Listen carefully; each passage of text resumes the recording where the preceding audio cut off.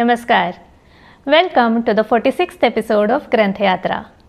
Today we are going to enjoy yet another work of literature by Maharashtra's favorite author P.L. Deshpande. This book is Apurvai, a travelogue based on his travels in Europe. The word Apurvai means something that is enjoyable but rare. It is also a pun on the word Apurva, which means something that is opposite to east, which at once describes his travels in the west as well as relates to his earlier travelogue called Purvarang, which is based on his travels to countries to the east of India. In the 39th episode of Granth Yatra, we saw that Purushottam Lakshman Deshpande was a leading humorist and a playwright and was associated with the Marathi theatre and film industry as an actor, music composer, script writer and director. He wrote about 40 books in various genres such as plays, character sketches, autobiographical writings and travelogues. Depiction of the world seen through the eyes of an artist and gentle humor are the characteristics of his travelogues. In 1958, while he was working with All India Radio, Deshpande attended a course offered by BBC on mass media and communications on a UNESCO scholarship. He was accompanied by his wife Sunita Deshpande during his stay in London and Paris. In those days, visiting foreign countries for education was not as easy or as common as today. A common man had to prepare right from his suit and boot. Deshpande provides a hilarious account of these preparations, often making fun of himself. My anxiety increased as the date of departure approached. Since we were traveling by air, we would not be able to take along even a grain of sand beyond the stipulated 44 pounds. I lost sleep thinking about what all I could accommodate in those 44 pounds.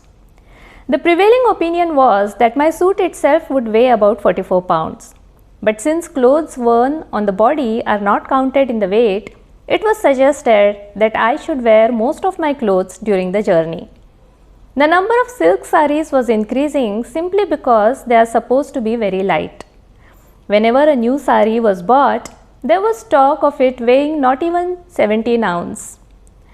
I could at the most wear one suit, but wearing 4 or 5 shirts at the same time would have proved difficult. Although we would have to face the stinging cold air of London after 24 hours, my plight until we reached the airport would have been pitiable. One of the characters in Khadilkar's play is described as only the beard but no sage inside. Similarly, I would have turned into only the suit and several shirts but no man inside. The solution found for this difficulty was a nylon shirt. That this shirt dries in 15 minutes to the fact that it is almost dry when dipped into water and taken out. That's how it was praised, and so all my other shirts were discarded in favor of nylon shirts. Needless to say, 2 more saris were added to my bag. I had planned to take a few of my books, not to read them to the British folks, but only as a proof that I was a writer. But these 2 were discarded to reduce weight, and a few blouses and a 9-yard sari got added. After arranging for the tickets, visa and the mandatory inoculations, Deshpande and his wife finally reached London after several halts on the way. On reaching there, Deshpande's enthusiasm is at its peak and he begins to observe the people, their mannerisms and their culture with the eyes of a curious child. He loves the neatness, the discipline and the punctuality of the British, but is put off by their quiet nature. The artist in Deshpande doesn't let him rest for long. 3 or 4 days after reaching London, he and his wife leave for Edinburgh to watch a theatre and music festival. Deshpande describes the difference between a train journey in India and the one in England, the beautiful scenery on the route, and his conversations with fellow passengers in a very engaging way. But he is truly in his element when he describes the plays he watched in Scotland. He fully enjoys describing the plays White Falcon, based on the life of Henry VIII, and the humorous play You Never Can Tell that he watched in the small town of Pitlochry. He loves describing the acting by the accomplished actors and the response of the audience. On the last day of their stay at Pitlochry, Deshpande plays a Marathi song, Vada Jau Kunala Sharan Ga, on the piano at the hotel, which mesmerizes its owner by its haunting melody. When they set out to catch the train back to Edinburgh, they realize that there has been some misunderstanding regarding the time of the train's departure. A Scottish couple then takes them out for sightseeing in their car. In the evening, when standing on a high cliff, watching the beauty of the valley below, the distant sound of a bagpipe turns the entire scene into a magical experience. Deshpande describes this experience with such ardor that the readers can visualize it clearly. On another occasion, when he is visiting the fort of Edinburgh, he is overwhelmed listening to the 7,000 spectators assembled on its ground sing patriotic songs in one voice, followed by the tunes of a bagpipe played by a soldier standing on the fort's parapet.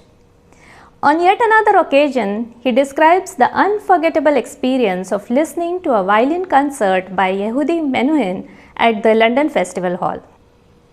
While living in London, Deshpande and his wife once visit the house of Thomas Carlyle, the 19th century writer and philosopher.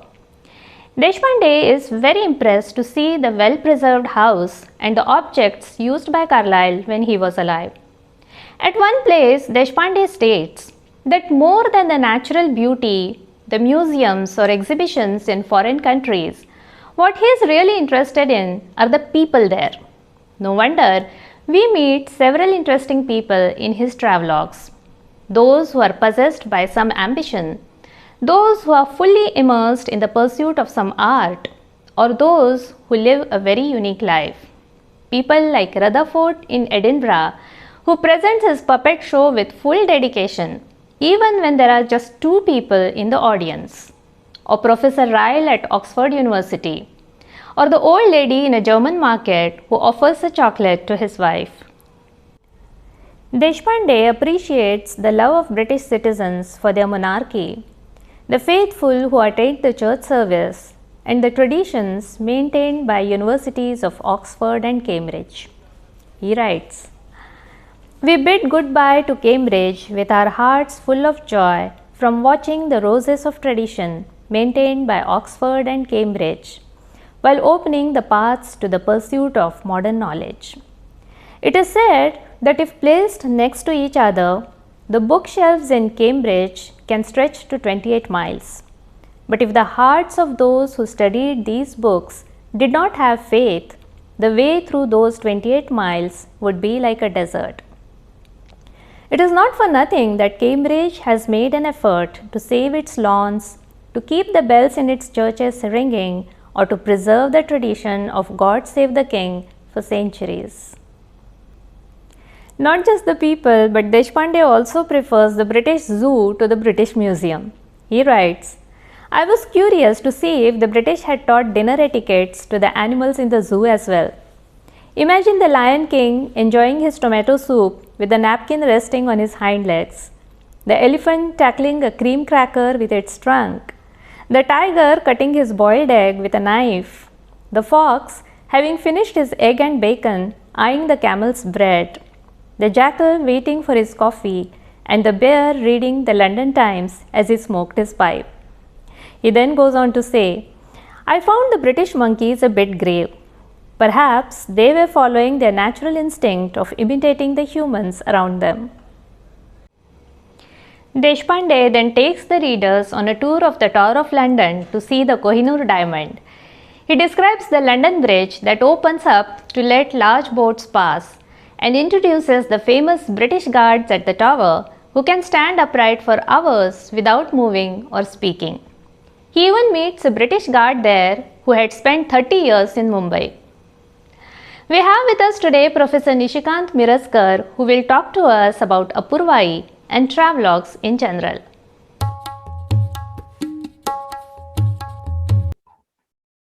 Apurvai हे पु ल देशपांडे यांचा अपूर्व असं प्रवास वर्णन आहे.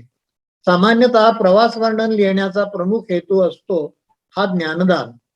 जो प्रदेश आपण हिंडून पाहिला, तिथले लोक, तिथला निसर्ग, तिथलं वातावरण, तिथली संस्कृती याविषयी माहिती देण्यासाठी प्रवास वर्णन लिहिलं जातं. पु ल देशपांडे यांचं प्रवास वर्णन मात्र या उद्दिष्टाने लिहिलेलं नाही. अपरिचित देशातल्या आपला अनुभव प्रकट करण्यासाठी हे लिहिलं गेलं आहे आणि त्यातून सहजपणे पु ल देशपांडे यांचं व्यक्तिमत्व प्रगट झालेलं आहे. विनोद हा या व्यक्तिमत्वाचा स्थायी भाव आहे. प्रवासातले अनुभव आणि प्रसंगी आपली झालेली फजिती पु ल यांनी विनोदाच्या साह्यानं वर्णन केलेली आहे. काही वादग्रस्त मुद्द्यांवरती पुलंची मतं ही ठाम आणि धाडशी आहेत. विशेषतः शरीर सौंदर्याच्या दृष्टीनं असामान्य नमुने पाहून अश्लील असं म्हणणारा माणूस हा केवळ प्रशो असला पाहिजे असं ते बिनदिक्कतपणानं पॅरिस मधल्या कॅबेरे बाबत म्हणतात. या निरीक्षणामध्ये अभावितपणे जीवनविषयक तत्वज्ञानही प्रगट झालेलं आहे. हे फ्रेंच लोक प्रत्येक गोष्ट अशी काही चवीनं पाहतात की त्यांच्या डोळ्यांचा हेवा वाटतो. प्रेमाला लामूर हा शब्द आहे, तो उच्चारताना डोळे मिटायचे असतात. असं मासे खाण्यात माझा जन्म गेला, पण खाण्यापूर्वी मी या फ्रेंचांच्या दृष्टीनं मासा कधी पाहिलाच नाही. फ्रेंच माणूस आधी डोळ्यांनी खातो आणि मग जिभेने खातो. पुष्कळ वेळा वाटतं की या फ्रेंचांच्या बाबतीत जीवन त्यांना कळले हो म्हणावं. एका पॅरिस शहरात हे जीवन विविध तरांनी फुललेलं आहे. अशी वाक्य सर्वत्र विखुरलेली आहेत. शेवटी एकदाचा सूट झाला, तो मी अंगावर चढवून अपराध्यासारखा त्याच्या समोर उभा राहिलो. एकदाचा मी सुटलो.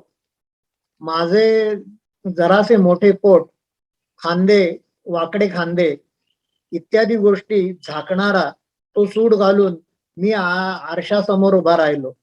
काही लोकांच्या चेहऱ्यावर तर हिंदुस्थानला परत जाताना अगदी क्षीणे पुण्य मर्ते लोकम विशंती यासारख्या शेरेबाजीतून सूक्ष्म निरीक्षण आणि विनोद या दोन्हींचा एकत्र प्रत्यय येतो. दुसऱ्याची चेष्टा करणं सोपं असतं, पण स्वतःची चेष्टा करायला विनोद हा स्थायी भाव असावा लागतो. पु ल देशपांडे यांच्या प्रवास वर्णनात निसर्गाचा फार सुरेख छायाचित्र रंगलेली आहे. पण या सगळ्या प्रवासात डोळे भरून जर मी काही पाहिलं असेल तर तो दर्या. दुपारी रात्री नुकताच उठलेला, झोपेतून जागा झालेला, निवांत पहुडलेला दर्या, अशी वाक्य सर्वत्र विखुरलेली आहे. एकंदरीत पु ल देशपांडे यांचं हे प्रवास वर्णन अतिशय अपूर्व असं आहे, यात काही शंका नाही. या प्रवास वर्णनातून जीवनदृष्टी, स्वतःचा विनोद, स्वतःवरचा केलेला विनोद आणि स्वतःची केलेली चेष्टा यांचा फार सुरेख असं दर्शन घडलेलं आहे. हे पुस्तक एकदा हातात घेतलं की ते पूर्ण वाचून झाल्याशिवाय खाली ठेवतच नाही. हेच याच्या यशाचं गमक आहे असं मला वाटतं.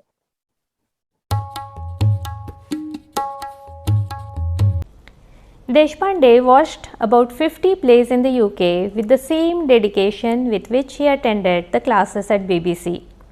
He loves to describe the actors, their wonderfully rehearsed theatrical voice, the stagecraft and stage lighting that he observed there. He appreciates the work of actors such as Charles Laughton, Sir Ralph Richardson, and Michael Redgrave. In the same vein, he also provides information on the amateur theatre and children's theatre in England. He contemplates on what the Marathi theatre can learn from these institutions. During Christmas holidays, Deshpande and his wife get an opportunity to spend Christmas in Germany. They are fortunate to have the company of a loving German family that destroys all their preconceived notions about German people. Deshpande is surprised to see the progress made by Germany in the 10 to 15 years after the war. Deshpande completes a further course of study in Paris over the next 2 months. He describes in great style his observations on French language, French people, and French food. Look at this paragraph. One should watch the Frenchman at his lunch table. People admire his love life, but his love for food is no less. He sits down for his lunch with a pitcher of white or red wine on the table. There is no feeling of any boredom resulting from the routine. When a Frenchman takes the first sip of the white or the red wine and closes his eyes in appreciation, he seems to be preparing for the appetizing journey through the food courses that are about to come. After describing the fun during the boat journey back to India, this travelogue ends. Deshpande has himself said that the focus of this book is not the travel itself, but the writer and his experiences during this journey. That is what makes it so readable. London, Paris, and Germany may have undergone a sea change in all these years, and the Indian traveler to these places may have transformed completely. But this travelogue still entices the readers because of Deshpande's funny style of writing and the artistic lens through which he observes these places. In the next episode of Granthayatra, we shall tackle a novel where not just a man but even the god sets out for a journey. See you all next Friday. Until then, keep reading.